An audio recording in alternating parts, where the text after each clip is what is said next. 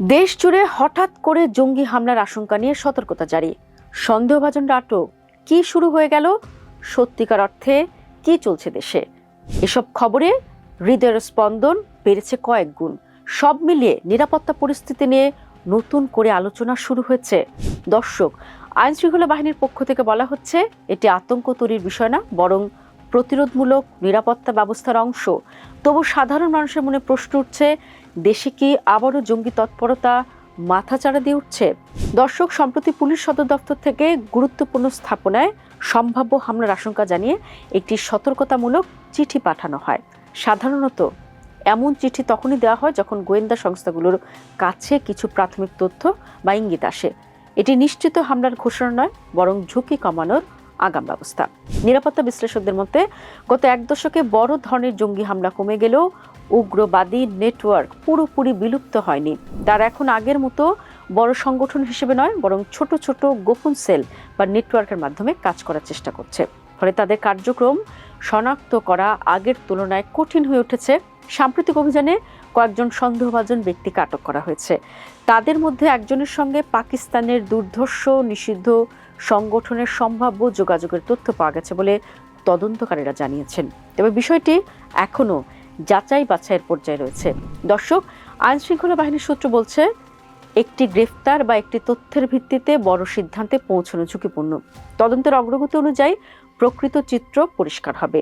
এ ধরনের তদন্ত সাধারণত দীর্ঘ সময় নেয়, কারণ এতে দেশীয় ও আন্তর্জাতিক যোগাযোগের তথ্য যাচাই করতে হয়। সম্প্রতি বিদেশি নিষিদ্ধ সংগঠনের এক সদস্য ও সামরিক বাহিনী থেকে বরখাস্ত দুজন সদস্যকে আটকের পর এই জল্পনার বিছানা আরও ডালপালা ছড়িয়ে দিতে থাকে। তবে কি সত্যি বিপদের মুখে দেশ? নিরাপত্তা বিশেষজ্ঞরা বলছেন, জঙ্গি সংগঠনগুলোর কৌশল গত কয়েক বছরে উল্লেখযোগ্যভাবে বদলেছে। আগে তারা বড় আকারে সংগঠিত হয়ে হামলার পরিকল্পনা করত। এখন তারা কম সংখ্যক সদস্য নিয়ে গোপনে কাজ করার প্রবণতা দেখাচ্ছে।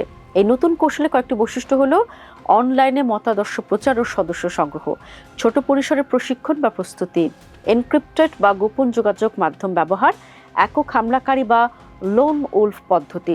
ফলে বাহিনীর জন্য তাদের কার্যক্রম আগেভাগে শনাক্ত করা আরও জটিল হয়ে উঠছে। বাংলাদেশে জঙ্গিবাদের ইতিহাস নতুন নয়। 90-এর দশকে আফগান যুদ্ধফেরত কিছু ব্যক্তির মাধ্যমে উগ্রবাদী নেটওয়ার্কের সূচনা ঘটে। এরপর 2005 সালে দেশের 63 জেলায় একযোগে সিরিজ বোমা হামলার ঘটনা রাষ্ট্রের জন্য বড় সতর্ক সংকেত হয়ে দাঁড়ায়।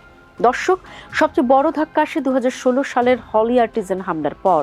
ওই ঘটনার পর ধারাবাহিক অভিযান চালিয়ে আইনশৃঙ্খলা বাহিনী জঙ্গি সংগঠনগুলোর সাংগঠনিক কাঠামো ভেঙে দেয়।